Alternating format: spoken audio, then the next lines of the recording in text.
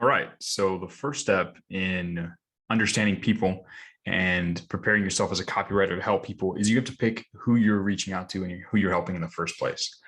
We're going to be talking about target markets and what's called an avatar. Now, these are the people you're going to be writing to. I have a saying that I like to repeat, and it's whoever impacts the reader at the deepest level wins. Of course, that's me. I came up with that saying, but it's true. In the market out there in the world, whoever can impact, whoever can connect or persuade a person the deepest out of anyone in the world, that's the person who wins their trust, who wins their business, who they'll pay for their products and services. So specificity gives you power. If you try and help everyone or sell a product to everyone in the entire world, you'll end up helping no one. But if you're able to focus your efforts and communication on a defined group of people, you can impact them significantly on a significantly higher level, right? Now, when you're sitting down to figure this out, your target market, that's the defined group of people who will get the most out of your product or service. If you focus on them and their specific problems, their dreams and roadblocks, you can communicate in a way that allows you to impact them on a deeper level than anyone else in the market, right? So when you're sitting down to write copy for a specific product, the first step is to sit down and ask yourself, who's the ideal target market for this product? Who is going to be the person who's going to get the most out of this product or service? Once you've got that figured out, then you're going to use the following trick to make sure you write in a way that resonates deeply with them. And you do that by creating what's called an avatar. Now, an avatar is a single person that embodies the characteristics of your target market. They're the person you picture in your mind, the single person you picture in your mind as you write. And I like to imagine that they're like sitting in front of me and I'm speaking only and directly to them through the words that I'm writing.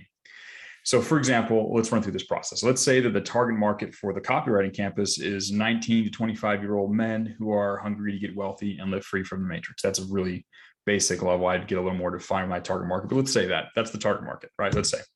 Now, if I want to create an avatar to help me imagine this target market, here's what that might look like in this example. So we'd create someone, I'd call him Steve. I'd say Steve is a 20-year-old young man living in Dallas, Texas. He's set to go back to college later this year, but he's dreading it. Right now, he lives with his parents, binge watches tape videos, et cetera, et cetera. And I'd go into more and more detail, right? You could even pick a picture to help you picture this person, right? Like a literal picture. I went and found this on pexels.com. It's just some website where you can get stock imagery. And this is who I might imagine in my mind when I think of Steve, right? So now if I were to sit down and write copy to persuade people to join the copywriting campus, or if I was, let's say, putting together a set of slides for new copywriting students, I could imagine Steve and address all of my words to him and everything that I say as if he's sitting across from me right now and I was talking with him. Now, what that does is that gives my writing a personal edge. When I can imagine a specific person, it's easier for me to communicate in a way that feels natural and connects with that kind of person on a deeper level, right? So it resonates well with Steve. If someone comes along that's the exact carbon copy of my avatar, resonates perfect with him. Plus, almost everyone else inside that kind of larger target market, it also resonates really closely with them because Steve is an embodiment of those people, right? The target market is the kind of the wider group of people that is a good fit for your product. And Steve, or your avatar, is the one specific version of like the embodiment of that. It's a single instance. It's one person. He may or may not be real, but he's a tool I use to think clearly about him and his life. And that specificity gives me power. It gives my brain enough reality to latch onto that it can come up with the rest of the information I need to know. So what do you need to include when you're creating an avatar? You need to understand, at a bare minimum, you need the name, age, and a face is helpful, right? That level of detail makes it easier for you to imagine them as a real person, individual person. It's really helpful. And then you can kind of ask your questions. Well, how would Steve think about this? Or what would Steve say that? And it's funny, you can ask your brain questions, and your brain can give you answers, but it's a lot easier when you have a name, their age, and their face, right? And then you're also going to want their background and a mini life history. You don't need to go crazy overboard. Like, you don't need every single thing that's ever happened in their entire life. Like, I don't need to know what January 23rd was like when they were in third grade. You don't need to know that, right? But you need to understand the general context of their life, their previous experiences, what has happened to them up to now. You don't have to be terribly detailed, but you need to have a general feel for what that's like. The other thing that's really helpful is if you can come up with a day in the life. If you get a rough idea or an image or a movie in your brain of what like a day in that life of that avatar is like, he wakes up here, he gets up, he moves around, he does this, he does that.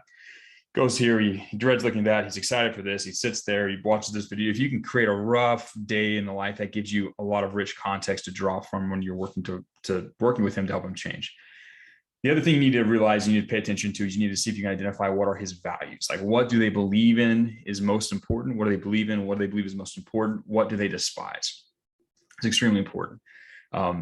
Their value system is going to be informative when you're speaking to them. You need to understand it so you don't violate it when you speak with them. And instead you can go, either you can shift the things to be shifted, or at the very least you can go with the current of his current value system and direct him using that information. So it's important you understand their values, right?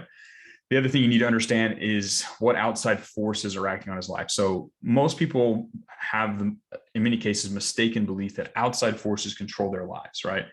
School, parents, other family members, religion, blah, blah, blah. All these other things control or influence their life.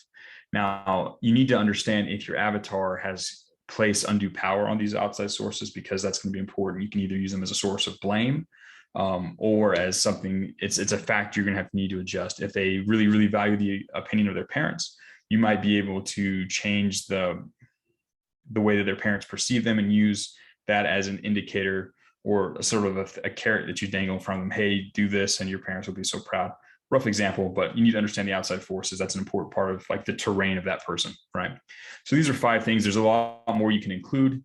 But this is just sort of a general idea, some things you want to look for when you're creating an avatar. Now, normally, if you're sitting down to do this for an established product, you'll be looking at the person's website, their social media, their webpage, the product page for the product you're trying to help them with. And usually you can get enough information from a product page. You can tell kind of by the context clues who they're talking to, kind of, you can get most of the information for who their target market is at least, right? And then kind of based on that, those context clues, and even if you have to make your best guess about some of those things, you can create an avatar from that. And again, you might have to kind of guess what their values are, or maybe what a day in their life is like. You're gonna have to imagine some of this, but the power comes from getting specific here. If you get specific and you make this avatar into a real fleshed out person in your brain, it gives you an ability to write on a deeper, more personal level. So you're gonna get what information you can from your research, and then you have to make your best guess about the rest. But it's less about being right and more about being specific and being real in your own brain. So if you're working with an established client, instead of like completely inventing the avatar, just like pulling them out of thin air, you're going to instead sit down with your client and identify their most loyal, high-paying customers. And basically you're just going to clone them. They will become your avatar. So when you sit down to write, you'll just think, oh, this guy's a really great client. Tim has experienced all these benefits. I'm going to write to Tim, but I'm going to write to Tim, basically the version of Tim that existed before he started using this product or service. So that's the avatar you can even create. Having an existing client makes it a lot easier to sort of supercharge or speed up this process. So defining the target market, figuring out who are the ideal customers for this product, who is going to get the most benefit out of this, who's going to pay the most, who's going to be the best ideal customer for this product. That's step number 1. It's extremely important. And then taking that and synthesizing out and creating one single avatar that you can use in your brain, a specific single embodiment of that target market to give your brain the specificity it needs. If you do that, it will allow you to focus on them, and it will give your writing the power of specificity and allow you to impact them on a deeper level and win in a marketplace. This is one of the things that will give you, this is one of the things that separates good copywriters from bad copywriters. Good copywriters and excellent world-class copywriters are all really good at defining and speaking to one specific avatar when they write. It's what gives them an edge over the competition. It gives them an ability to influence people on a deeper level. This is an extremely important step. When you're setting out to decide, to help someone sell a product or to just help people in general, you need to first define who you're going to help. And that's how you do it with this target market and the avatar.